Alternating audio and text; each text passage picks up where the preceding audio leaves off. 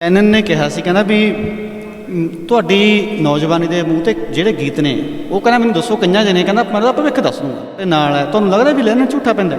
ਦਿਲੋਂ ਜੁੜੋ, ਇਹਨੇ ਰੁੱਗ ਭਰੇ ਜਾਂਦੇ ਨੇ ਕਾਲਜਾਂ ਚੋਂ ਕਿ ਕਿਸੇ ਦੇ ਖਿਲਾਫ ਨਾ ਕੋਈ ਸੰਘਰਸ਼ ਨੂੰ ਢਾਹ ਨਾ ਲੱਗੇ। ਤੁਹਾਨੂੰ ਲੱਗਦਾ ਨਹੀਂ ਵੀ ਥੋੜ੍ਹਾ ਜਿਹਾ ਜਦੋਂ ਆਪਾਂ ਉੱਥੇ ਚੱਲਦੇ ਹਾਂ ਤਾਂ ਮੂੰਹ ਦੇ ਵਿੱਚ ਜਿਹੜੇ ਸ਼ਬਦ ਨਿਕਲਦੇ ਨੇ ਸਿਰਫ ਸਾਂਝੀਵਾਲਤਾ ਵਾਲੇ ਸ਼ਬਦ ਨਿਕਲਣ। ਇੰਦਰ ਨੇ ਧੱਕਾ ਵੀ ਕਰਕੇ ਦੇਖ ਲਿਆ, ਭੱਜੇ ਸੁਨੋ ਧੜੇ ਹੋਏ ਤੁਸੀਂ। ਸਰਕਾਰ ਕੋਈ ਹੱਥਕੰਡੇ ਵਰਤ ਰਹੀ ਹੋਵੇ ਕਿ ਇਹਨਾਂ ਤੋਂ ਸੋਧਾਂ ਨਾਲ ਹੀ ਮਨਾ ਲਈਏ ਜਾਂ ਉਹੀ ਮੁੰਡੇ ਜਾਂ ਉਹੀ ਜੋ ਸੰਘਰਸ਼ ਦੇ ਵਿੱਚ ਪੂਰਾ ਸਾਥ ਦੇ ਰਹੇ ਨੇ ਉਹ ਚੋਣਾਂ ਦੇ ਵਿੱਚ ਖੜਨਗੇ। ਕੀ ਜਥੇਬੰਦੀ ਸਪੋਰਟ ਕਰੂਗੀ? ਚੋਰਾਂ ਨਾਲੋਂ ਪੰਜਾਬ ਦਾ ਖਹਿੜਾ ਜਿਹੜੇ ਕਾਬਜ਼ ਹੋਏ ਨੇ ਹਾਕਮ, ਉਹਨਾਂ ਤੋਂ ਖਹਿੜਾ ਫਿਰ ਛੁੱਟੂਗਾ ਕਿਵੇਂ?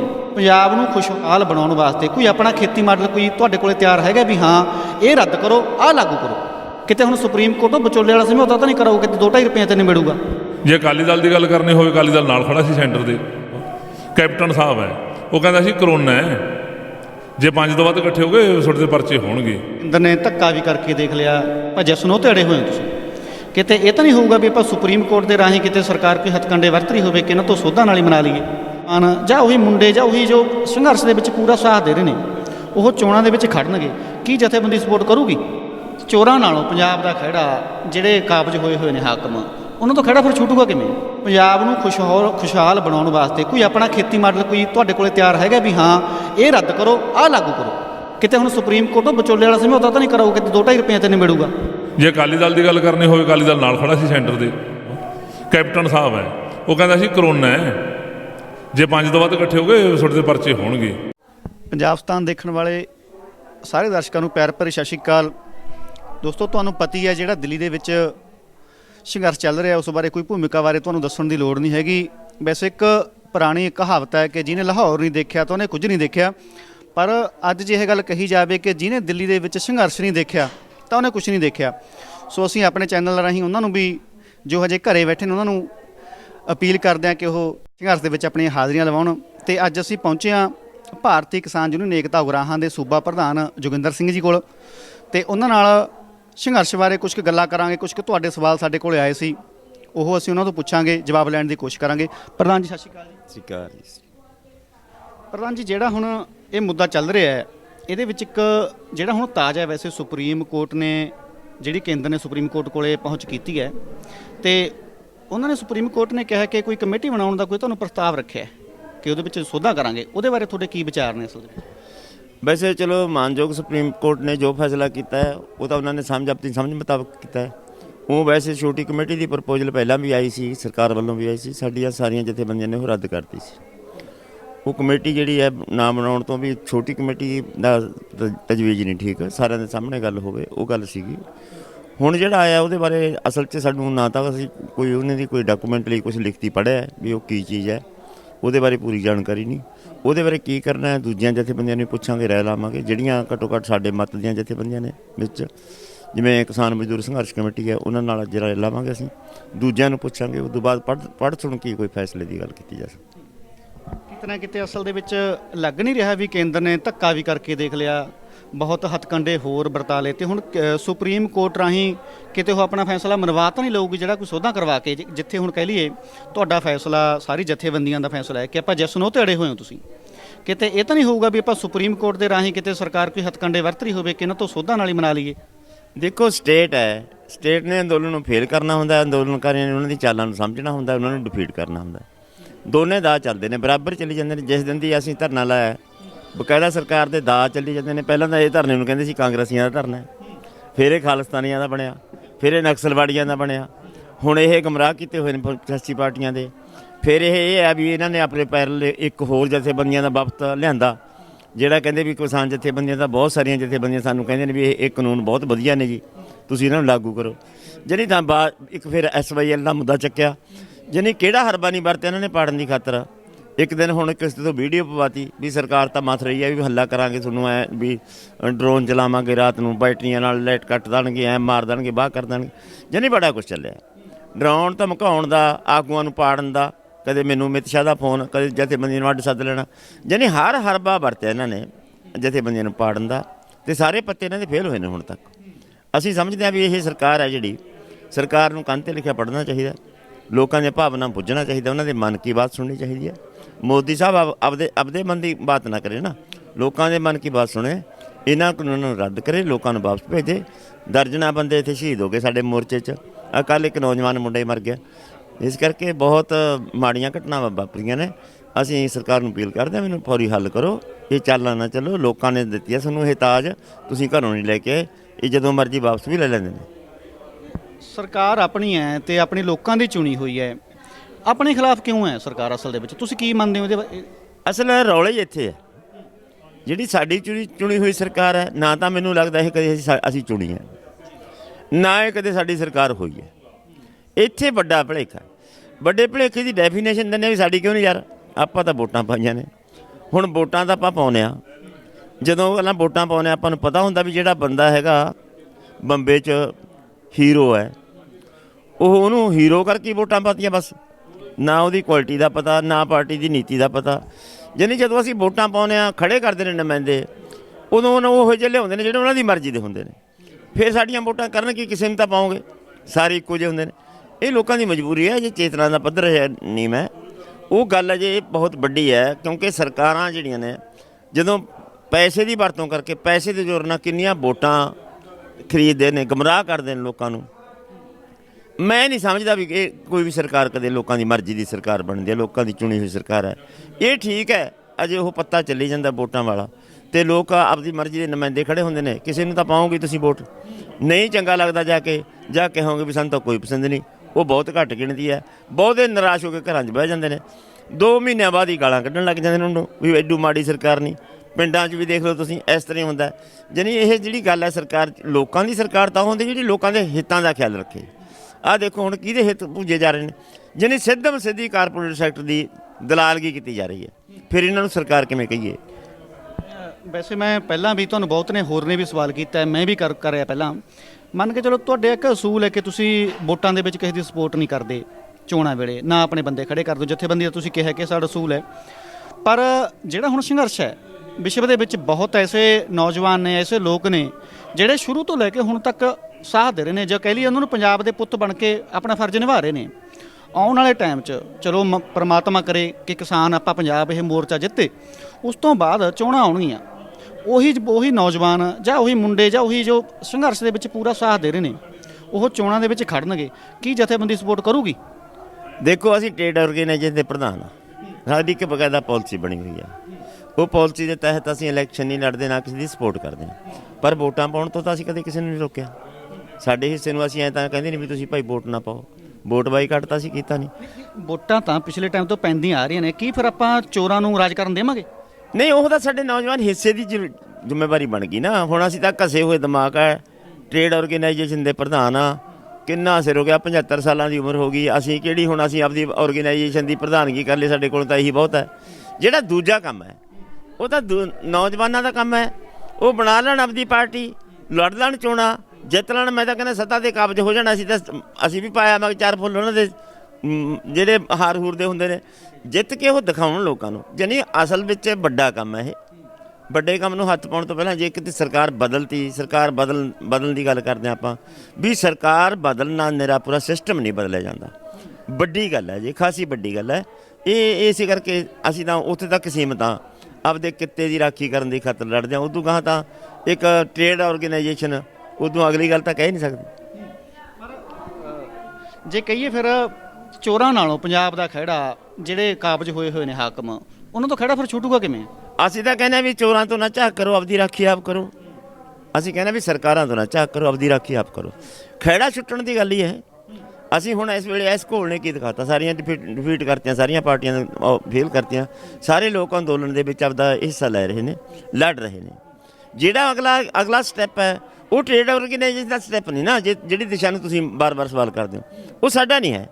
ਇੱਕ ਲਹਿਰ ਹੈ, ਲਹਿਰ ਦੇ ਵਿੱਚੋਂ, ਮੂਵਮੈਂਟ ਦੇ ਵਿੱਚੋਂ ਪਾਰਟੀਆਂ ਉਪਜਦੀਆਂ ਹੁੰਦੀਆਂ ਨੇ, ਉੱਠ ਖੜਨ, ਲੜ ਲੈਣ ਚੋਣ। ਅਸੀਂ ਤਾਂ ਨਹੀਂ ਹਟਾਉਂਦੇ ਕਿਸੇ ਨੂੰ, ਪਾਰਟੀ ਬਣਾ ਲੈਣ। ਨੌਜਵਾਨ ਮੁੰਡੇ ਨੇ, ਨਵੀਂ ਪਾਰਟੀ ਬਣਾ ਕੇ ਦੇਖ ਲੈਣ। ਜੇ ਕਿਤੇ ਔਂਕੜ ਆਉਣਗੇ ਫਿਰ ਮੁੜ ਆਉਣਗੇ, ਫਿਰ ਲੜਨਗੇ ਇੱਧਰ। ਅਸੀਂ ਤਾਂ ਖੜੇ ਆ ਨਾ ਆਪਣੇ ਥੜੇ 'ਤੇ। ਅਸੀਂ ਇੱਕ ਟ੍ਰੇਡ ਆਰਗੇਨਾਈਜੇਸ਼ਨ ਆ, ਉਹਨਾਂ ਦੀ ਸਰਕਾਰ ਬਣ ਜਾਓ, ਅਸੀਂ ਉਹਨਾਂ 'ਤੇ ਮੰਗ ਕਰਾਂਗੇ ਵੀ ਕਾਕਾ ਨਵੀਆਂ ਆਰਥਿਕ ਨੀਤੀਆਂ ਦਾ ਦੱਸ ਕੀ ਬਣਾਤਾ, ਰੁਜ਼ਗਾਰ ਦਾ ਦੱਸ ਕੀ ਬਣਾਤਾ, ਕਿਸਾਨੀ ਕਰਜ਼ੇ ਦਾ ਦੱਸ ਕੀ ਬਣਾਤਾ। ਅਸੀਂ ਤਾਂ ਆਪਦਿਆਂ ਨੂੰ ਵੀ ਸਵਾਲ ਕਰਾਂਗੇ। ਅਸੀਂ ਤਾਂ ਇੱਥੇ ਹੀ ਖੜ੍ਹੇ ਹਾਂ, ਕਿਉਂਕਿ ਸਾਡੀ ਟ੍ਰੇਡ ਆਰਗੇਨਾਈਜੇਸ਼ਨ ਹੈ ਜਿਹੜੀ ਆਪਦੇ ਟ੍ਰੇਡ ਦੀ ਗੱਲ ਕਰਨ ਵਾਸਤੇ, ਸਾਡੀ ਤਾਂ ਇਹੀ ਸੀਮ ਹੈ।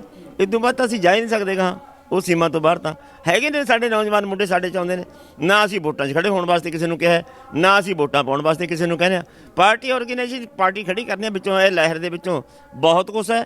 ਸੋਨੂੰ ਵੀ ਬਹੁਤ ਕੁਝ ਮਿਲੂਗਾ, ਮੀਡੀਆ ਨੂੰ ਬਹੁਤ ਕੁਝ ਮਿਲੂਗਾ, ਸਾਹਿਤਕਾਰਾਂ ਨੂੰ ਬਹੁਤ ਕੁਝ ਮਿਲੂਗਾ, ਗੀਤਕਾਰਾਂ ਨੂੰ ਬਹੁਤ ਕੁਝ ਮਿਲੂਗਾ। ਜੇ ਕੋਈ ਪੋਲੀਟੀਕਲ ਪਾਰਟੀ ਇਹਦੇ ਵਿੱਚ ਆਰਗੇਨਾਈਜ਼ ਹੁੰਦੀ ਹੈ ਸਾਨੂੰ ਕੀ ਗੱਲ ਹੈ।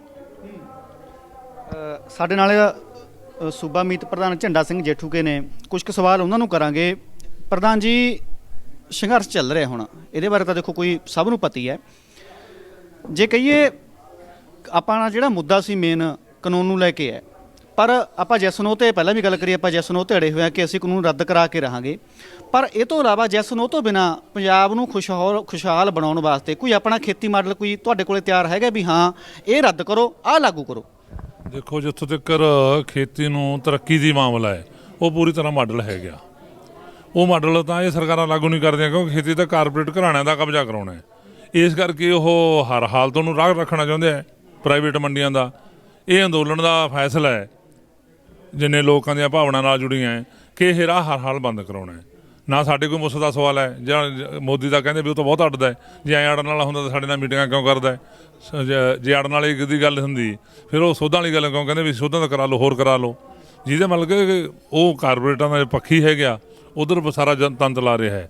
ਅਸੀਂ ਖੇਤੀ ਨੂੰ ਬਚਾਉਣਾ ਹੈ, ਲੋਕਾਂ ਦੇ ਪੱਖੀ ਹੈਗੇ ਆ, ਅਸੀਂ ਸਾਰਾ ਤੰਤ ਇੱਧਰ ਲਾ ਰਹੇ ਹਾਂ। ਮੇਰਾ ਸਵਾਲ ਅਸਲ ਦੇ ਵਿੱਚ ਇਹ ਹੈ ਕਿ ਆਹ ਕਾਨੂੰਨ ਜਿਹੜੇ ਹੁਣ ਬਣੇ ਨੇ, ਇਹ ਤੋਂ ਪਹਿਲਾਂ ਵੀ ਖੇਤੀ ਦਾ ਕੋਈ ਬੜਾ ਚੰਗਾ ਹਾਲ ਨਹੀਂ ਹੈਗਾ। ਚਲੋ ਹਰੀ ਕ੍ਰਾਂਤੀ ਦੇ ਨਾਂ ਤੇ ਕੁਛ ਕੁ ਟਾਈਮ ਕਿਸਾਨ ਖੁਸ਼ਹਾਲ ਰਿਹਾ ਤੇ ਦੁਬਾਰਾ ਕੀੜੇ ਮਾਰ ਦਵਾਈਆਂ, ਬਹੁਤ ਬੁਰਾ ਹਾਲ ਹੈ ਜੇ ਦੇਖੀਏ ਅੱਜ ਦੇ ਟਾਈਮ। ਪਰ ਫਿਰ ਵੀ ਕੁਛ ਆਪਣਾ ਵੀ ਪ੍ਰਪੋਜ਼ਲ ਹੋਣਾ ਚਾਹੀਦਾ ਹੈ ਕਿ ਆਹ ਕਾਨੂੰਨ ਲਾਗੂ ਕਰਨਾ ਚਾਹੀਦਾ। ਉਹਦੇ ਵਿੱਚ ਜਿਹੜੇ ਆਪਣੇ ਆੜ੍ਹਤੀ ਭਾਈਚਾਰੇ ਦਾ ਵੀ ਨਾਲ ਹੋਵੇ ਜਾਂ ਮਜ਼ਦੂਰ ਵੀ ਨਾਲ ਹੋਣ। ਕੁਛ ਤਾਂ ਆਪਣਾ ਮਾਡਲ ਹੋਣਾ ਚਾਹੀਦਾ ਕਿ ਭਾਈ ਤੁਸੀਂ ਆਹ ਕਾਨੂੰਨ ਨਹੀਂ ਰੱਦ ਕਰੋ, ਵੀ ਆਹ ਸਾਡੇ ਵਾਲਾ ਲਾਗੂ ਕਰੋ। ਦੇਖੋ, ਮਾਡਲ ਦਾ ਪੂਰਾ ਖੇਤੀ ਦਾ ਪੂਰੀ ਤਰ੍ਹਾਂ ਹੈਗਾ। ਉਹ ਲਾਗੂ ਕਿਵੇਂ ਹੋਵੇ? ਲਾਗੂ ਤਾਂ ਜਦੋਂ ਲੋਕ ਉਹਨੂੰ ਸਮਝ ਲਓਗੇ ਉਹ ਤਾਕਤ ਬਣ ਜੂ। ਉਦੋਂ ਸਰਕਾਰ ਤੋਂ ਤਾਕਤ ਨਾਲ ਕਰਾ ਲੈਂਦੇ ਲਾਗੂ। ਹੁਣ ਸਾਡਾ ਇਹ ਫੈਸਲਾ ਹੈਗਾ ਜੇ ਜਥੇਬੰਦੀ ਤੌਰ ਤੇ ਕਹਿਣਾ ਹੋਵੇ ਵੀ ਖੇਤੀ ਨੂੰ ਤਰੱਕੀ 'ਚ ਲਿਆਉਣਾ ਹੈ। ਜਿੰਨੀਆਂ ਖੇਤੀ ਨੂੰ ਖਪਤ ਦੀਆਂ ਚੀਜ਼ਾਂ ਹੈ ਉਹਨਾਂ ਨੂੰ ਖੁੱਲ੍ਹੀ ਛੁੱਟੀ ਦਿੱਤੀ ਹੁੰਦੀ ਹੈ। 5 ਵਾਲੀ ਚੀਜ਼ 500 ਨੂੰ ਵੇਚ ਲਾਂ, 5000 ਨੂੰ ਵੇਚ ਲੈਣ। ਜਿਹਦੇ ਨਾਲ ਉੱਤੇ ਕੰਟਰੋਲ ਹੋਣਾ ਚਾਹੀਦਾ ਹੈ। ਇਹਦੇ ਨਾਲ ਜਿਹੜਾ ਖੇਤੀ ਦਾ ਮਤਲਬ ਬਚਤ ਹੋਊਗੀ ਉਹ ਮੁੜ ਖੇਤੀ 'ਚ ਲੱਗਣੀ ਚਾਹੀਦੀ ਹੈਗੀ ਹੈ। ਖੇਤੀ ਗਾਹਾਂ ਜਿਵੇਂ ਪਾਣੀ ਥੱਲੇ ਜਾ ਰਿਹਾ ਹੈ, ਸਾਡਾ ਸਾਫ਼ ਕਿਹਾ ਹੋਇਆ ਸਰਕਾਰ ਨੂੰ ਨਹੀਂ ਸੁਣਦੇ ਵੀ ਆਏ ਵਾਰ ਹੜ੍ਹ ਆਉਂਦੇ ਹੈ, ਹੜ੍ਹ ਨਾਲ ਲੋਕ ਮਰਦੇ ਹੈ, ਦੂਜਾ ਵੀ ਜਾਨੀ ਮਾਲੀ ਨੁਕਸਾਨ ਹੁੰਦਾ ਹੈ। ਇਹ ਜਿਹੜਾ ਹੜ੍ਹ ਦੇ ਪਾਣੀ ਹੈ ਰੋਕ ਕੇ, ਜਿਵੇਂ ਭਾਖੜ ਦਾ ਬੰਨ੍ਹ ਬਣਿਆ ਇਹ ਪਾਣੀ ਥੱਲੇ ਰੀਚਾਰਜ ਕਿਉਂ ਨਹੀਂ ਕਰਿਆ ਜਾ ਸਕਦਾ? ਅੱਜ ਤੁਹਾਡੇ ਪਟਿਆਲੇ ਵਾਲੀ ਹੈ, ਆਏ ਵਾਰ ਘੱਗਰ ਮਾਰਦੀ ਹੈ ਅਤੇ ਉਹ ਮੁੜ ਕੇ ਜਾ ਕੇ ਜਿੱਥੇ ਘਿਰੇ ਹੁੰਦੇ ਆ ਉੱਥੇ ਜਾ ਕੇ ਵੋਟਾਂ ਬਣਾਉਂਦੇ ਆ। ਉਹ ਦੇਖੋ ਸਾਨੂੰ ਬਹੁਤ ਹਮਦਰਦੀ ਹੈ, ਤੁਹਾਨੂੰ ਅਸੀਂ ਉਹ ਸਰਵੇ ਕਰਾਉਣੇ ਅਸੀਂ ਆਹ ਦੇਵਾਂਗੇ, ਉਸ 'ਤੇ ਚੱਲਦੇ ਆ। ਯਾਨੀ ਖੇਤੀ ਨੂੰ ਤਰੱਕੀ ਦਾ ਜਿੰਨੀਆਂ ਵੀ ਹੁਣ ਤੱਕ ਸਰਕਾਰਾਂ ਆਈਆਂ 47 ਤੋਂ ਲੈ ਕੇ ਕਿਸੇ ਦਾ ਇਹ ਇਸ਼ੂ ਨਹੀਂ ਰਿਹਾ ਵੀ ਖੇਤੀ ਨੂੰ ਤਰੱਕੀ 'ਤੇ ਲਿਆਉਣਾ। ਜੇ ਦੇਸ਼ ਦੀ ਤਰੱਕੀ ਕਰਨੇ ਪਹਿਲਾਂ ਖੇਤੀ ਦੀ ਤਰੱਕੀ ਕਰੋ, ਜਿਹਦੇ ਨਾਲ ਦੇਸ਼ ਦੀ ਤਰੱਕੀ ਹੋ। ਜਿਹੜੀ ਉਹ ਤਰੱਕੀ ਹੋਣ ਲਿਆ ਉਹ ਕੁਛ ਬੰਦਿਆਂ ਦੀ ਤਰੱਕੀ ਦਾ ਸਵਾਲ ਹੈ। ਇਸ ਕਰਕੇ ਅਸੀਂ ਉਹਦਾ ਵਿਰੋਧ ਕਰਦੇ ਹਾਂ। ਐਂ ਨਹੀਂ ਵੀ ਖੇਤੀ ਦਾ ਮਾਡਲ ਕੀ ਹੈ, ਖੇਤੀ ਕਿਉਂ ਨਹੀਂ ਹੋ ਸਕਦੀ, ਬਹੁਤ ਕੁਛ ਹੈਗਾ ਜੇ ਉਧਰ ਨੂੰ ਲਾਉਣਾ ਹੋਵੇ।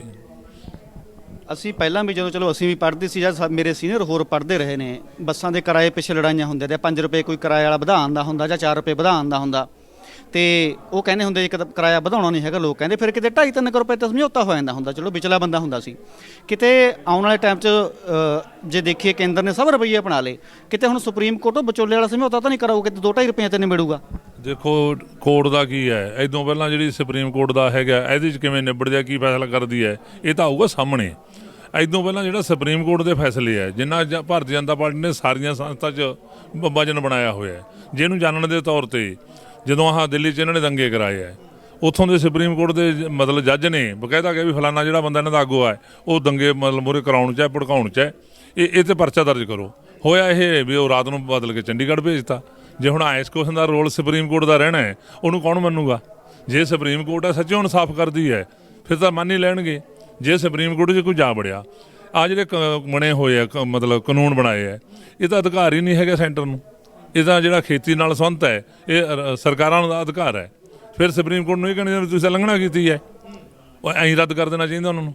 ਜੇ ਇਨਸਾਫ ਦੀ ਗੱਲ ਹੈ, ਜੇ ਨਹੀਂ ਕਰਨਾ, ਕਿਸੇ ਗੱਲ ਨੂੰ ਗੇੜ 'ਚ ਪਾਉਣਾ ਲਿਜਾਉਣਾ ਹੈਗਾ, ਜਾਂ ਸਰਕਾਰ ਨੇ ਕੋਈ ਇਸ ਗੱਲ ਦਾ ਕੋਰਟ 'ਚ ਦਖਲ ਦਵਾ ਕੇ ਮਤਲਬ ਇਸ ਗੱਲ ਦਾ ਬਹਾਨਾ ਬਣਾਉਣਾ ਹੈ, ਉਹ ਅੱਡ ਗੱਲਾਂ ਹੈਗੀਆਂ। ਕੋਈ ਉਮੀਦ ਲੱਗਦੀ ਹੈ ਸੁਪਰੀਮ ਕੋਰਟ ਤੋਂ ਕੋਈ ਹੱਕ ਕਰੂਗੀ ਫਾਇਦਾ? ਦੇਖੋ ਜਿਸ ਅਗਰ ਸੁਪਰੀਮ ਕੋਰਟ ਦੇ ਕੋਈ ਫੈਸਲੇ ਲਾਗੂ ਕਰਨ ਦੀ ਗੱਲ ਹੈ, ਸੁਪਰੀਮ ਕੋਰਟ ਨੇ ਕਿਹਾ ਵੀ ਤੁਹਾਡੀ ਕਣਕ ਗਲੀ ਜਾਂਦੀ ਹੈ, ਪਰ ਉਦੋਂ ਕਾਂਗਰਸ ਦਾ ਰਾਜ ਸੀਗਾ, ਮਨਮੋਹਨ ਸਿੰਘ ਸੀ ਵੀ ਯਾਰ ਤੁਸੀਂ ਲੋਕਾਂ ਨੂੰ ਫਰੀ ਦੇ ਦਿਓ, ਸਬਰੀ ਸਾਫ਼ ਕਹਿਤਾ ਸੀ ਸੈਂਟਰ ਨੇ ਵੀ ਕੋਰਟ ਆਪਦੇ ਘੇਰੇ 'ਚ ਰਹੇ। ਜੇ ਉਹਨਾਂ ਵਾਸਤੇ ਇਹੋ ਜਿਹਾ ਕੁਛ ਹੈ, ਕੋਰਟ ਸਾਡੇ ਪੱਖ 'ਚ ਹੋਊਗੀ, ਲੋਕਾਂ ਦੇ ਸੱਚੋਂ ਹਿੱਤ 'ਚ ਹੋਊਗੀ, ਅਸੀਂ ਮੰਨ ਲਾਂਗੇ। ਜੇ ਐਂ ਲੱਗੂ ਵੀ ਇਹ ਤਾਂ ਗੇਟ 'ਚ ਪਾਉਂਦੇ ਆ, ਫਿਰ ਅਸੀਂ ਸਾਰੇ ਆਪਦੀ ਜਥੇਬੰਦੀ 'ਚ ਵਿਚਾਰਾਂਗੇ, ਦੂਜਿਆਂ ਨੂੰ ਵਿਚਾਰਾਂਗੇ, ਫਿਰ ਉਹ ਜਿਹਾ ਫੈਸਲਾ ਹੋ ਜਾਊਗਾ। ਪੰਜਾਬ ਦੀਆਂ ਰਾਜਨੀਤਿਕ ਪਾਰਟੀਆਂ ਨੇ, ਕਹਿ ਲਈਏ ਕਾਂਗਰਸ ਕਹਿ ਲਈਏ, ਅਕਾਲੀ ਕਹਿ ਲਈਏ, ਆਪ ਕਹਿ ਲਈਏ, ਕੋਈ ਲੱਗਦਾ ਵੀ ਜਿਹੜੀ ਕਿਸਾਨਾਂ ਦੇ ਹੱਕ 'ਚ ਕੋਈ ਖੜੀ ਹੈ? ਦੇਖੋ, ਜਿੱਥੋਂ ਤੱਕ ਹੁਣ ਪਾਰਟੀਆਂ, ਸਾਰੀਆਂ ਪਾਰਟੀਆਂ ਇਸ ਘੋਲ ਨੇ ਮਗਰ ਘੜੀ ਚੱਲੀਆਂ। ਜਿੱਥੋਂ ਤੱਕ ਕੋਈ ਪਾਰਟੀ ਕਿਸਾਨਾਂ ਦੇ ਪੱਖ 'ਚ ਹੈ, ਹਜੇ ਤੱਕ ਕੋਈ ਇਹੋ ਜਿਹੀ ਪਾਰਟੀ ਨਹੀਂ ਜਿਹੜੀਆਂ ਵੋਟਾਂ ਵੀ ਲੜਦੀ ਹੈ, ਸਰਕਾਰ ਦੇ ਗੱਦੀ ਤੇ ਵੀ ਜਾਣਾ ਚਾਹੁੰਦੀ ਹੈ ਤੇ ਉਹ ਲੋਕਾਂ ਦਾ ਪੱਖ ਕਰਦੀ ਹੋਵੇ। ਗੱਦੀ ਤੇ ਜਾਣ ਖਾਤਰ ਕੁਛ ਹੀ ਕਹਿ ਸਕਦੀ ਹੈ, ਇਹ ਵੱਖਰੀ ਗੱਲ ਹੈ। ਇਸ ਕਿਸਮ ਦੀ ਕੋਈ ਨਹੀਂ। ਜੇ ਅਕਾਲੀ ਦਲ ਦੀ ਗੱਲ ਕਰਨੀ ਹੋਵੇ, ਅਕਾਲੀ ਦਲ ਨਾਲ ਖੜਾ ਸੀ, ਸੈਂਟਰ ਦੇ ਮੰਤਰੀ ਬਣਾ ਲਿਆ ਹੋਇਆ ਸੀਗਾ। ਸਾਨੂੰ ਉਹ ਐਂ ਕਹਿੰਦੇ ਸੀ ਯਾਰ ਅਸੀਂ ਬਹੁਤ ਬਰੀਕੀ 'ਚ ਪੜ੍ਹ ਲਏ, ਬਹੁਤ ਫਾਇਦੇ 'ਚ ਹੈ, ਤੁਸੀਂ ਅਜੇ ਪੂਰੀ ਤਰ੍ਹਾਂ ਨਹੀਂ ਪੜ੍ਹੇ। ਅਸੀਂ ਵੀ ਤੁਹਾਡੇ ਵਾਂਗੂ ਬੋਲਦੇ ਸੀ ਪਹਿਲਾਂ, ਸਾਡੇ ਨਾਲ ਬਕਾਇਦਾ ਮੀਟਿੰਗ ਹੋਈ ਹੈ ਅਕਾਲੀ ਦਲ ਦੀ। ਤੇ ਜਦੋਂ ਬਾਦਲ ਜਾ ਕੇ ਮੋਰਚਾ ਲਾ ਲਿਆ, ਹੁਣ ਉਹ ਇਹਦੇ ਖਿਲਾਫ ਬੋਲਦੇ ਆ, ਉਹ ਰੈਲੀਆਂ ਕੱਢੀ ਜਾਂਦੇ ਇਹਦੇ ਖਿਲਾਫ। ਕੈਪਟਨ ਸਾਹਿਬ ਹੈ, ਉਹ ਕਹਿੰਦਾ ਸੀ ਕਰੋਨਾ ਹੈ, ਜੇ 5 ਤੋਂ ਵੱਧ ਇਕੱਠੇ ਹੋ ਗਏ ਤੁਹਾਡੇ ਤੇ ਪਰਚੇ ਹੋਣਗੇ। ਅਸੀਂ ਵੱਖਰਾ ਸਕੈਡ ਬਣਾ ਲਿਆ, ਪੁਲਿਸ 'ਚੋਂ ਕਾਰਵਾਈ ਕਰੂ ਤੁਹਾਡੇ ਤੇ, ਜਾਂ ਬੰਦੇ ਦੇ ਪੁੱਤ ਬਣ ਕੇ ਘਰੋਂ ਘਰੀ ਬਹਿ ਜਾਓ।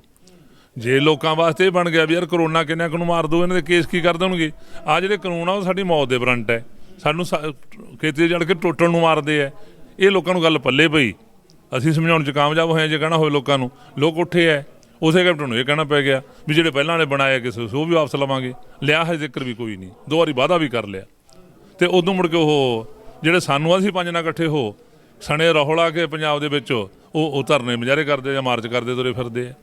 ਜਾਂਦੀ ਇਸ ਅੰਦੋਲਨ ਨੇ ਪਾਰਟੀਆਂ ਵਾਸਤੇ ਸਵਾਲ ਖੜਾ ਕਰਤਾ ਕਿ ਇਸ ਅੰਦੋਲਨ ਦੇ ਨਾਲ ਖੜੋ, ਨਹੀਂ ਗਾਹਲੇ ਲੋਕਾਂ ਨੇ ਨੇੜੇ ਨਹੀਂ ਲੱਗਣ ਦਿੰਦਾ। ਉਹ ਮਜਬੂਰੀ ਬਣੀ ਹੋਈ ਹੈ।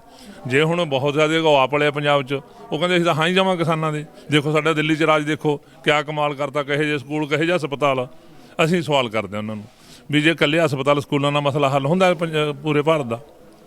ਜੇ ਦਿੱਲੀ 'ਚ ਉਹ ਬੈਠੇ ਹੈ, ਜਿਹੜੀਆਂ ਆਹ ਨੀਤੀਆਂ ਨੇ ਲੋਕ ਉਜਾੜਿਆ, ਜਿਨ੍ਹਾਂ ਨੇ ਸਾਡੇ ਘਰਾਂ 'ਚ 7 ਵਸਾਏ ਆ 90 ਤੋਂ ਲੈ ਕੇ, ਜਿਹੜੀਆਂ ਨੀਤੀਆਂ ਲਾਗੂ ਹੋਈਆਂ, ਇਹਨਾਂ ਨੀਤੀਆਂ ਦੇ ਖਿਲਾਫ ਸਾਨੂੰ ਕੋਈ ਕੇਜਰੀਵਾਲ ਨੇ ਸ਼ਾਇਦ ਤੋਂ ਪਹਿਲਾਂ ਬੋਲਦਾ। ਜੇ ਹੁਣ ਵੀ ਉਹ ਪਹਿਲਾਂ ਨਹੀਂ ਬੋਲਿਆ, ਹੁਣ ਕਿਸਾਨਾਂ ਦੇ ਹੱਥ 'ਚ ਹੈ। ਸਾਡੀ ਅਪੀਲ ਆ ਵੀ ਉਹ ਦਿੱਲੀ ਬੈਠਾ, ਦਿੱਲੀ 'ਚ ਮੋਰਚਾ ਲਾ ਲੇ। ਉਹ ਦੂਜੀਆਂ ਪਾਰਟੀਆਂ ਨੂੰ ਵੀ ਕਹਿੰਦੇ ਆ, ਇੱਕ ਪਾਰਟੀ ਦੇ ਇੱਕ ਪਿੰਡ 'ਚ 20 25 ਬੰਦੇ ਪੱਕੇ ਹੈ, ਕੁਛ ਹੀ ਹੋਵੇ ਉਹਨਾਂ ਦੇ ਨਾਲ ਖੜਨਾ। ਇਹ ਉਹਨਾਂ ਨੂੰ ਸੱਦਾ ਦੇਣ, ਜੇ ਨਾ ਸਾਰਿਆਂ ਨੂੰ ਅੱਧੇ ਵੀ ਆ ਜਾਣ, ਇਹਨਾਂ ਦਾ ਲੱਖਾਂ ਦਾ ਇਕੱਠ ਬਣਦਾ ਹੈ। ਫਿਰ ਲਾਰਾਂ ਨੇ ਦਿੱਲੀ ਦੀਆਂ ਸੜਕਾਂ ਕਿਹੜਾ ਥੋੜ੍ਹੀਆਂ ਲਾਉਣ ਮੋਰਚਾ, ਫਿਰ ਲੋਕਾਂ ਨੂੰ ਲੱਗ ਸਕਦਾ ਹੈ, ਕਿਉਂਕਿ ਇਹ ਉਹਨਾਂ ਦੇ ਹਿੱਤ ਦਾ ਨਹੀਂ। ਜੇ ਉਹ ਮੋਰਚਾ ਲਾਉਣਗੇ ਫਿਰ ਤਾਂ ਲੋਕਾਂ ਨੂੰ ਹੋ ਜਾਏ ਨਾ ਵੀ ਤਾਕਤ ਨਾ ਭਾਈ ਸੁਣਦੀ, ਆਪਣੀ ਐਵੇਂ ਤਾਂ ਸੁਣਦਾ ਨਹੀਂ ਕੋਈ। ਤੇ ਕੱਲ੍ਹ ਨੂੰ ਜਦੋਂ ਸਰਕਾਰ ਨੇ ਕੋਈ ਫੈਸਲਾ ਕਰਨਾ ਹੈ, ਲੋਕ ਉਹਨਾਂ ਨੂੰ ਪਤਾ ਵੀ ਸਾਡੇ ਆ ਕੇ ਵੀ ਗੱਲ ਪੈ ਜਾਣਗੇ। ਇਹ ਗੱਲ ਤਾਂ ਸਿਖਾਉਣੀ ਨਹੀਂ ਲੋਕਾਂ ਨੂੰ ਵੀ ਇਕੱਠੇ ਹੋ ਕੇ ਕੁਛ ਬਣਾਇਆ ਜਾ ਸਕਦਾ ਹੈ। ਵੀ ਇਹ ਤਾਂ ਲੋਕ ਕੋਈ ਇਮਾਨਦਾਰ ਬੰਦੇ ਸਰਕਾਰ ਜਾਣ, ਅਸੀਂ ਸਾਰਾ ਕੁਛ ਕਰਾਂਗੇ। ਜਿਵੇਂ ਕੈਪਟਨ ਨੇ ਚਾਹ ਕੇ ਗੁਰੂ ਗ੍ਰੰਥ ਸਾਹਿਬ ਦੀ ਸਹੁੰ ਖਾ ਕੇ ਕਹਿਣਾ ਗੁਟਕਾ ਸਿਰ ਤੇ ਮੱਥੇ ਤੇ ਰੱਖ ਕੇ ਕੁਛ ਨਹੀਂ ਲਾਗੂ ਕੀਤਾ। ਇਹ ਲੋਕਾਂ ਨੂੰ ਦਿੰਦਾ ਧੋਖਾ। ਹੁਣ ਵੀ ਜਿਹੜਾ ਸਾਰਾ ਸਿਸਟਮ ਹੈ, ਉਹ ਵੋਟਾਂ ਕਿਵੇਂ ਲਈਆਂ ਜਾ ਸਕਦੀਆਂ, ਉਹ ਗੇੜਾ ਹੈ। ਲੋਕਾਂ ਦਾ ਕੋਈ ਪਾਰਟੀ 'ਚ ਇਹਨਾਂ ਦਾ ਕਿਸੇ ਦਾ ਕੋਈ ਹੇਜ ਨਹੀਂ ਲੋਕਾਂ ਨਾਲ। ਇਹ ਲੋਕਾਂ ਨੂੰ ਸਮਝਣੀ ਚਾਹੀਦੀ ਹੈ ਗੱਲ। ਉਹਦੇ ਸਾਡਾ ਨਾਅਰਾ ਨਿਕਲਿਆ, ਸਰਕਾਰਾਂ ਤੋਂ ਨਾ ਝਾਕ ਕਰੋ, ਆਪਣੀ ਰਾਖੀ ਆਪ ਕਰੋ। ਪ੍ਰਧਾਨ ਜੀ, ਲੈਨਨ ਨੇ ਕਿਹਾ ਸੀ, ਕਹਿੰਦਾ ਵੀ ਤੁਹਾਡੀ ਨੌਜਵਾਨੀ ਦੇ ਮੂੰਹ ਤੇ ਜਿਹੜੇ ਗੀਤ ਨੇ, ਉਹ ਕਹਿੰਦਾ ਮੈਨੂੰ ਦੱਸੋ ਕਈਆਂ ਜਣੇ, ਕਹਿੰਦਾ ਮੈਂ ਤਾਂ ਭਵਿੱਖ ਦੱਸ ਦੂੰਗਾ। ਤੁਹਾਨੂੰ ਲੱਗਦਾ ਵੀ ਅੱਜ ਦੀ ਜਵਾਨੀ ਹੈ ਜਿਹੜੀ ਆਪਾਂ ਪਹਿਲਾਂ ਕਹਿੰਦੇ ਸੀ ਵੀ ਹਥਿਆਰਾਂ ਵਾਲੇ ਗੀਤ ਸੁਣਦੀ ਹੈ, ਨਸ਼ੇ ਹੈ, ਤੇ ਅੱਜ ਤੁਹਾਡੇ ਨਾਲ ਹੈ, ਤੁਹਾਨੂੰ ਲੱਗਦਾ ਵੀ ਲੈਨਨ ਝੂਠਾ ਪੈਂਦਾ? ਨਹੀਂ, ਅਸੀਂ ਤਾਂ ਨਹੀਂ ਕਹਿ ਸਕਦੇ ਕਿਸੇ ਫਿਲਾਸਫਰ ਨੂੰ ਕਿ ਉਹ ਝੂਠਾ ਪੈਂਦਾ। ਉਹਦੀ ਆਪਣੀ ਪਾਲਿਸੀ ਹੈ, ਉਹਨੇ ਮੌਕੇ ਮੁਤਾਬਕ ਜਿਹੋ ਜਿਹਾ ਫੈਸਲਾ ਲਿਆ, ਉਹਨੇ ਮੌਕੇ ਨਾਲ ਵੱਜਮਾ ਲਿਆ। ਪਰ ਜਿਹੜੀ ਨੌਜਵਾਨੀ, ਜਿਵੇਂ ਪਹਿਲਾਂ ਕਰਕੇ ਗਿਆ ਝੰਡਾ ਸਿੰਘ ਗੱਲ ਵੀ ਪੋਲੀਟੀਕਲ ਪਾਰਟੀਆਂ ਇੱਕਦਮ ਪੈਂਤਰਾ ਬਦਲ ਗਿਆ, ਰੂਖੀ ਬਦਲ ਗਿਆ। ਪਹਿਲਾਂ ਬਿਆਨ ਤੱਕ ਹੀ ਸੀਮਤ ਹੁੰਦੀਆਂ, ਅੱਜ ਧਰਨੇ ਲਾਉਣ ਤੱਕ ਆ ਗਈਆਂ। ਅੱਜ ਸਾਰੀਆਂ ਗੱਲਾਂ ਛੱਡ ਕੇ ਜਿਹੜੇ ਕਹਿੰਦੇ ਸੀ ਵੀ ਪਹਿਲਾਂ ਬਹੁਤ ਵਧੀਆ ਨੇ ਖੇਤੀਬਾੜੀ ਦੇ ਜਿਹੜੇ ਕਾਨੂੰਨ ਆਏ ਨੇ, ਇਹ ਤਾਂ ਲੋਕਾਂ ਦਾ ਫਾਇਦਾ ਕਰਨਗੇ, ਅੱਜ ਵਿਰੁੱਧ ਖੜ੍ਹ ਗਈਆਂ। ਯਾਨੀ ਇਸੇ ਤਰ੍ਹਾਂ ਇਸ ਲਹਿਰ ਨੇ ਨੌਜਵਾਨ ਹਿੱਸੇ ਨੂੰ ਖਿੱਚ ਲਿਆ। ਨੌਜਵਾਨ ਹਿੱਸਾ ਜਿਹੜਾ ਬਦਨਾਮ ਸੀ ਵੀ ਲੱਚਰ ਗੀਤ ਗਾਉਂਦੇ ਆ, ਪੜਾਕੇ ਪਾਉਂਦੇ ਆ, ਮੁੰਦਰਾਂ ਵਾਲੇ ਨੇ, ਪੜਾਕਿਆਂ ਵਾਲੇ ਨੇ, ਅੱਜ ਉਹ ਨੌਜਵਾਨ ਬਹੁਤ ਸਿੰਸੀਅਰ। ਤੁਸੀਂ ਹੈਰਾਨ ਹੋਵੋਗੇ ਵੀ ਜਦੋਂ ਰਾਤ ਨੂੰ ਕਦੇ ਅਸੀਂ ਜਾਂਦੇ ਹਾਂ ਦੇਖਣ ਇਹਨਾਂ ਨੂੰ, ਸਾਨੂੰ 50 ਤੋਂ ਉੱਤੇ ਵਾਲਾ ਕੋਈ ਚਿੱਟੀ ਵਾਲਾ ਤਾਂ ਦਾਰੂ ਪੀਤੀ ਵਾਲਾ ਮਿਲ ਜੇ ਨਾ, ਮੁੰਡਾ ਨਹੀਂ ਕੋਈ ਮਿਲਿਆ ਸਾਨੂੰ ਨੌਜਵਾਨ। ਅਸੀਂ ਨਹੀਂ ਦੇਖਿਆ ਕਿਸੇ ਮੁੰਡੇ ਨੌਜਵਾਨ। ਜਿੰਨੀ ਹੈਰਾਨ ਹੋਵੇਂ, ਡਾਕਟਰ ਕੱਲ੍ਹ ਡਾਕਟਰ ਹਰਵਾਗ ਹੋਰੀ ਆ ਗਏ, ਉਹ ਖਾਣਾ ਖੂਣਾ ਖਾਣ ਤੋਂ ਬਾਅਦ ਦੇਖਣ ਵਾਗੇ ਵੀ ਡਿਸਪਲਿਨ ਦੇਖੀਏ ਇੱਥੇ ਦਾ ਨੌਜਵਾਨਾਂ ਦਾ। ਕਿ ਮੈਂ 3 ਘੰਟੇ ਲਾਏ, ਡਾਕਟਰ ਅਜੇ ਕੁਮਾਰ ਅਤੇ ਡਾਕਟਰ ਹਰਵਾਗ, ਉਹ ਇੱਧਰ ਸਾਰੇ ਗੇੜਾ ਮਾਰ ਕੇ ਆਏ। ਸਵੇਰ ਨਾਲ ਸਾਡੀ ਗੱਲ ਕੀਤੀ ਉਹਨਾਂ ਨੇ, ਕਹਿੰਦੇ ਬਹੁਤ ਕਮਾਲ ਦੇ ਨੌਜਵਾਨਾਂ ਦਾ ਬੈਠਣਾ, ਗੱਲਾਂ ਬਾਤਾਂ ਕਰਨਾ, ਗੀਤ ਗਾਉਣਾ, ਛੋਟੇ ਛੋਟੇ ਗੀਤ ਗਾਉਣਾ, ਅਤੇ ਕੋਈ ਰੋਟੀ ਪਕਾਈ ਜਾਂਦਾ ਹੈ, ਕੋਈ ਰੋਟੀ ਖਵਾਈ ਜਾਂਦਾ ਹੈ, ਕੋਈ ਕੱਪੜੇ ਪ੍ਰੈਸ ਕਰੀ ਜਾਂਦਾ ਹੈ, ਕੋਈ ਕੁਛ ਕਰਦਾ, ਮਤਲਬ ਸਾਰੇ ਐ ਵੀ ਬੁੱਢੇ ਦੇ ਕੋਈ ਕੱਪੜੇ ਝਾੜੀ ਜਾਂਦਾ ਹੈ, ਕੱਪੜੇ ਝਾੜ ਕੇ ਬੁੜੀਆਂ ਨੂੰ ਪਾਈ ਜਾਂਦਾ, ਸਾਰੇ ਕੋਈ ਡਿਊਟੀ ਦੇਈ ਜਾਂਦਾ, ਬਾਹਰ ਖੜਾ ਵਹੀਕਲਾਂ ਨੂੰ ਲੰਘਾਈ ਜਾਂਦਾ। ਯਾਨੀ ਇਹ ਜ਼ਿੰਮੇਵਾਰੀ ਜਿਹੜੀ ਸਾਹਮਣੇ ਹੈ ਸਾਨੂੰ, ਸਾਡੀ ਤਾਂ ਜਿੱਡਾ ਵੱਡਾ ਸਾਡਾ ਇਕੱਠ ਹੈ, ਤੁਸੀਂ ਦੇਖਿਆ ਵੀ ਟਿਕਰੀ ਤੇ ਅਸੀਂ ਤਕਰੀਬਨ 22 ਕਿਲੋਮੀਟਰ ਤੱਕ ਸਾਡਾ ਇਕੱਠ ਹੈ। 22 ਕਿਲੋਮੀਟਰ ਦੇ ਇਕੱਠ ਨੂੰ ਐ ਇਕੱਲੇ ਅਸੀਂ ਤਾਂ ਕੰਟਰੋਲ ਨਹੀਂ ਕਰ ਸਕਦੇ, ਅਸੀਂ ਲੀਡਰ ਹਾਂ ਅਤੇ ਲੀਡਰ ਵੀ ਸਾਰੇ ਬੁੱਢੇ ਆ। ਮੈਂ ਜਾਨੀ 75 ਦਾ 17 ਦੇ ਨੇੜੇ ਫਿਰਦੇ ਨੇ ਸਾਰੇ, ਅਤੇ ਸਾਡੀ ਕਿੰਨੀ ਕੁ ਸਮਰੱਥਾ ਹੈ, ਸਾਡੀ ਕਿੰਨੀ ਕੁ ਮੰਨ ਲੈਣਗੇ ਰਾਤ ਨੂੰ ਹਨੇਰੇ 'ਚ ਅਸੀਂ ਉਹੀ ਠੇਬੇ ਖਾਂਦੇ ਡਿੱਗਦੇ ਫਿਰਦੇ ਹਾਂ।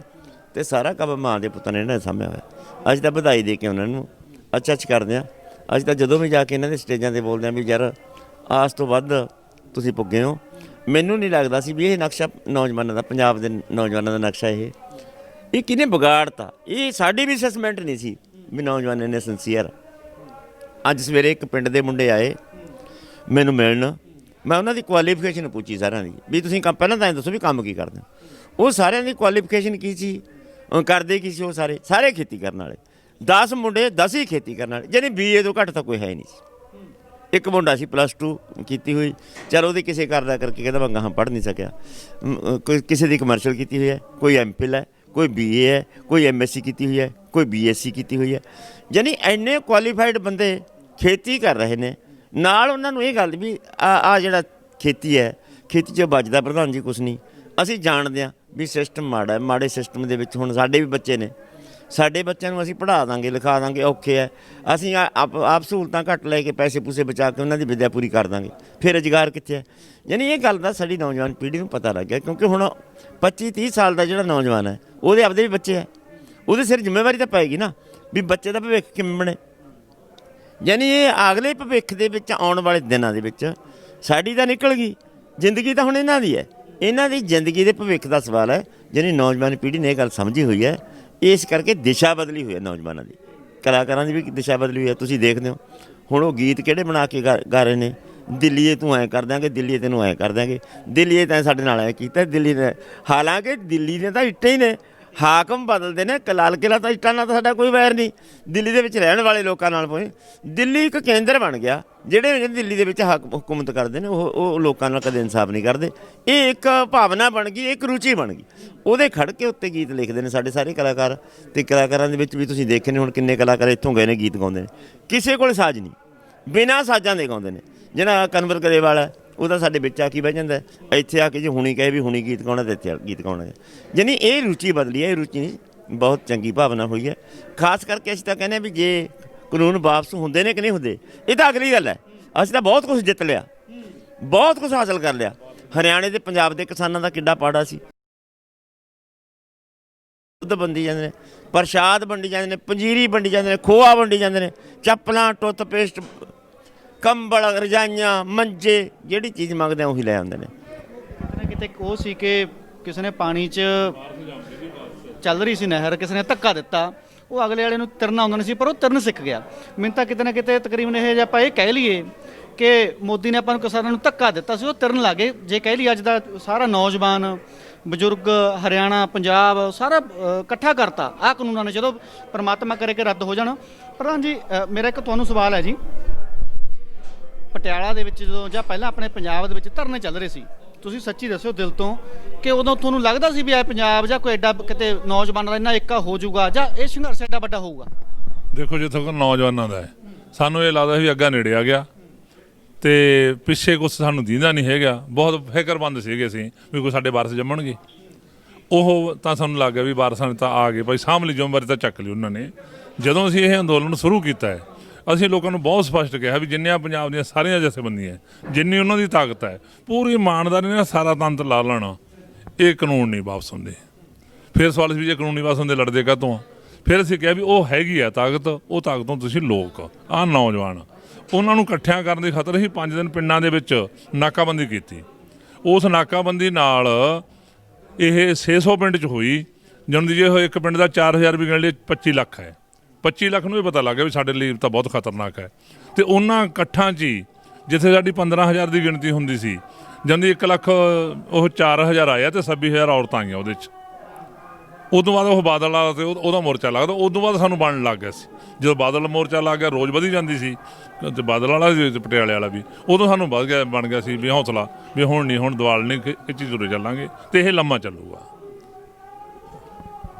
ਜਦੋਂ ਤੁਹਾਡਾ ਪੰਜਾਬ 'ਚ ਸੰਘਰਸ਼ ਚੱਲਦਾ ਸੀ, ਆਪਸੀ ਤੁਹਾਡੇ ਮਤਭੇਦ ਸੀ, ਜੋ ਵੀ ਸੀ, ਕੋਈ ਨਾ ਕੋਈ ਕਿਸੇ ਦੇ ਖਿਲਾਫ ਗੱਲ ਕਰਦਾ ਸੀ, ਇੱਕ ਦੂਜੇ ਦੇ ਸਪੋਰਟਰ ਲੱਗ ਜਾਂਦੇ ਸੀ, ਚਾਹੇ ਕੋਈ ਵੀ ਕਿਸੇ ਜਥੇਬੰਦੀ ਨਾਲ ਸੰਬੰਧ ਰੱਖਦਾ।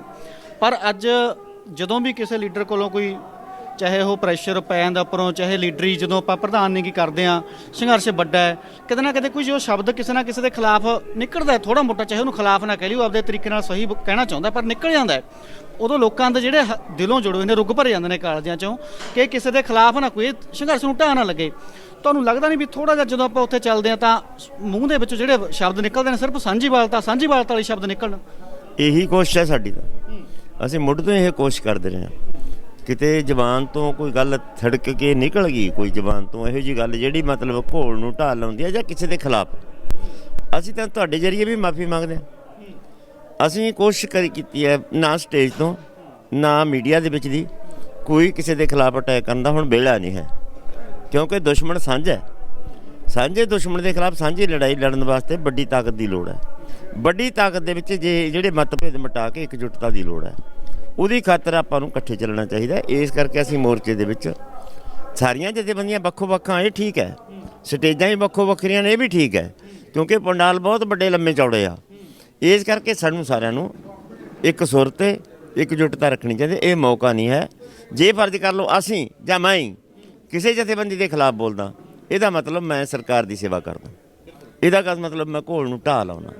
ਇਹਦਾ ਅਸੀਂ ਵਿਚਾਰ ਰੱਖਿਆ ਹੋਇਆ ਤੇ ਅਸੀਂ ਵਿਚਾਰ ਰੱਖਾਂਗੇ, ਤੇ ਦੂਜੇ ਭਰਾਵਾਂ ਨੂੰ ਵੀ ਅਪੀਲ ਕਰਦੇ ਹਾਂ, ਵੱਡੇ ਭਰਾਵਾਂ ਨੂੰ ਵੀ ਤੁਸੀਂ ਵੀ ਵਿਚਾਰ ਰੱਖੋ। ਪ੍ਰਧਾਨ ਜੀ, ਤੁਹਾਡੀ ਪੰਜਾਬ ਦੀਆਂ ਜਥੇਬੰਦੀਆਂ ਦੀ ਕਹਿ ਲਈਏ ਜਾਂ ਆਪਣੇ ਜਿਹੜੀਆਂ ਹੁਣ ਤੁਸੀਂ ਇੱਥੇ ਇਕੱਠੀ ਹੋ, ਮੀਟਿੰਗ ਕਿੰਨੇ ਕੁ ਟਾਈਮ ਬਾਅਦ ਹੋ ਜਾਂਦੀ ਹੈ, ਜਿਹੜਾ ਤੁਸੀਂ ਸਾਂਝੇ ਵਿਚਾਰ ਚਰਚਾ ਕਰਦੇ ਹੋ, ਕਦੋਂ ਕਰਦੇ ਹੁੰਦੇ ਹੋ? ਦੇਖੋ, ਅਸੀਂ ਜਿਹੜੀ ਆਪਦੀ ਜਥੇਬੰਦੀ ਮੀਟਿੰਗ, ਸਾਡਾ ਰਾਤ ਨੂੰ ਸ਼ਾਮ ਨੂੰ 7 ਵਜੇ ਦਾ ਟਾਈਮ ਰੱਖਿਆ ਹੋਇਆ ਸੂਬੇ ਦੀ ਮੀਟਿੰਗ ਦਾ। ਜ਼ਿਲ੍ਹਿਆਂ ਦੀਆਂ ਮੀਟਿੰਗਾਂ ਤੜਕੇ ਹੋ ਜਾਂਦੀਆਂ, ਉਦੋਂ ਆਹ ਬਲਾਕਾਂ ਵਾਲਿਆਂ ਤੱਕ ਥੱਲੇ ਤੱਕ ਜਾਣ ਦੀ ਜਿਹੜੀ ਅੱਜ ਦੀ ਗੱਲ ਹੈ ਸ਼ਾਮ ਨੂੰ ਤੈਅ ਕਰੀ, ਅਗਲੇ ਦਿਨ ਤਾਂ ਸਟੇਜਾਂ ਲੱਗਣ ਤੋਂ ਪਹਿਲਾਂ ਸਾਰੀ ਜਨਤਾ ਕੋਲੇ ਪਹੁੰਚ ਜਾਂਦੀ ਹੈ। ਐਂ ਉੱਧਰਲੀ ਹੈਗੀ ਹੈ, ਉਹ ਰੋਜ਼ ਪਹਿਲਾਂ ਮਤਲਬ 30 ਜਥੇਬੰਦੀਆਂ ਇਕੱਠੀਆਂ ਹੁੰਦੀਆਂ, ਉਸ ਤੋਂ ਬਾਅਦ ਜਿਹੜੀਆਂ ਸਾਰੀਆਂ ਸਟੇਟਾਂ ਦੀ ਮੀਟਿੰਗ ਹੈ ਉਹ ਲੋੜ ਮੁਤਾਬਕ, ਪਹਿਲਾਂ ਤਾਂ ਐਂ ਹੁੰਦਾ ਸੀ ਰੋਜ਼ਿੰਗ ਹੋ ਰਹੀ ਸੀਗੀ, ਤੇ ਹੁਣ ਗਾਹਾਂ ਲੋੜ ਮੁਤਾਬਕ ਹੋ ਰਹੀ ਹੈ। ਅੱਜ ਸਾਨੂੰ ਕਿੱਥੇ ਰਹਿ ਗਿਆ ਸਨੇਹ ਦਾ ਫਰਕ, ਅਸੀਂ ਉਸ ਮੀਟਿੰਗ ਜਾਂਦੇ ਆਏ ਵਾਰ, ਅੱਜ ਉਹ ਮੀਟਿੰਗ ਫਿਰ ਹੋ ਰਹੀ ਹੈ। ਹੁਣ ਜਿਹੜੀ ਆਹ ਕੋਰਟ ਦਾ ਫੈਸਲਾ, ਇਹਦੇ 'ਚ ਲੋੜ ਹੀ ਬਣਦੀ ਹੈ ਵੀ ਸਾਰੀਆਂ ਜਥੇਬੰਦੀਆਂ ਵਿਚਾਰਨ, ਉਦੋਂ ਜਿਹੜੀ ਸਟੇਟਾਂ ਦੀ ਸਾਰੀ ਹੈਗੀ ਉਹਨਾਂ ਨੂੰ ਵੀ ਵਿਚਾਰਨ, ਫਿਰ ਕੋਈ ਸਾਂਝਾ ਫੈਸਲਾ ਉਹਦੇ 'ਤੇ ਹੋਵੇ। ਪ੍ਰਧਾਨ ਜੀ, ਦੋ ਸ਼ਬਦਾਂ ਦੇ ਵਿੱਚ ਸੰਘਰਸ਼ ਵਾਸਤੇ ਤੁਸੀਂ ਸ਼ਬਦ ਕਹਿਣੇ ਨੇ, ਚਾਹੇ ਲੋਕਾਂ ਨੂੰ ਕਹਿ ਲਓ ਜਾਂ ਤੁਹਾਡੇ ਮਨ ਦੇ ਵਿਚਾਰ ਕੀ ਨੇ, ਸਿਰਫ ਦੋ ਸ਼ਬਦਾਂ 'ਚ ਨਿਬੇੜਿਓ ਕਿ ਕੀ ਕਹਿਣਾ ਚਾਹੋਗੇ? ਅਸੀਂ ਕਹਿੰਦੇ ਭਰਾਵੋ, ਜਿਵੇਂ ਤੁਸੀਂ ਘੋਲ ਨੂੰ ਸਪੋਰਟ ਦਿੱਤੀ ਹੈ, ਤੁਹਾਨੂੰ ਸਲਾਮ, ਤੇ ਇਸੇ ਤਰ੍ਹਾਂ ਸਪੋਰਟ ਕਰਦੇ ਰਹੋ, ਜਾਬਤਾ ਰੱਖੋ ਜਿਵੇਂ ਤੁਸੀਂ ਰੱਖਿਆ ਹੋਇਆ, ਨਸ਼ਿਆਂ ਤੋਂ ਗੁਰੇਜ਼ ਕਰੋ, ਭੈਣਾਂ ਦਾ ਸਹਿਯੋਗ ਜਿਵੇਂ ਮਿਲਿਆ ਇਸੇ ਤਰ੍ਹਾਂ ਸਹਿਯੋਗ ਦਿੰਦੇ ਰਹੋ, ਜਿੱਤ ਨੇੜੇ। ਬਹੁਤ ਬਹੁਤ ਸ਼ੁਕਰੀਆ ਜੀ। ਇਹ ਸੀ ਭਾਰਤੀ ਕਿਸਾਨ ਯੂਨੀਅਨ ਏਕਤਾ ਉਗਰਾਹਾਂ ਦੇ ਸੂਬਾ ਪ੍ਰਧਾਨ ਜੋਗਿੰਦਰ ਸਿੰਘ ਤੇ ਸੀਨੀਅਰ ਮੀਤ ਪ੍ਰਧਾਨ ਝੰਡਾ ਸਿੰਘ ਜੇਠੂਕੇ।